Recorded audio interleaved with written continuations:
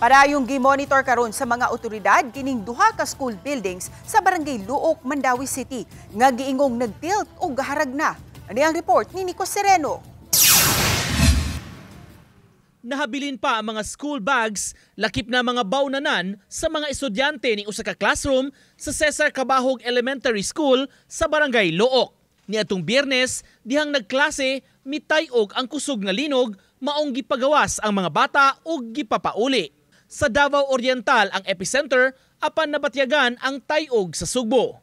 Matud sa principal, may pipila ka mga ginikanan nga mikuha na sa mga bags ug mga lunch boxes, gitugutan rasab basta naa ang teacher. Sa maong eskwelahan, duha ka mga school buildings ang hugot nga gimonitor sa mga otoridad nga dunay 11 ka mga classrooms. Nakita nga daw dunay tilting nga nahitabo sa building o daw sa dunay midahirig. So far, kung naman gay kanang cracks, ginagmay mga hairline cracks raman namang makita. Pero kato siyang usa wala man jud siya crack gani.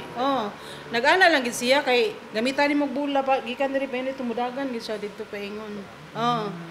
So makita jud ni mo ang tilting. Duna na initial nga assessment ang mga engineers nga gisubmit sa DepEd kabahin sa duha ka buildings. Ang gi-issue sa Ubo is more safe to use but subject for monitoring. So ang giingon gahapon is every 2 weeks daw sila moari.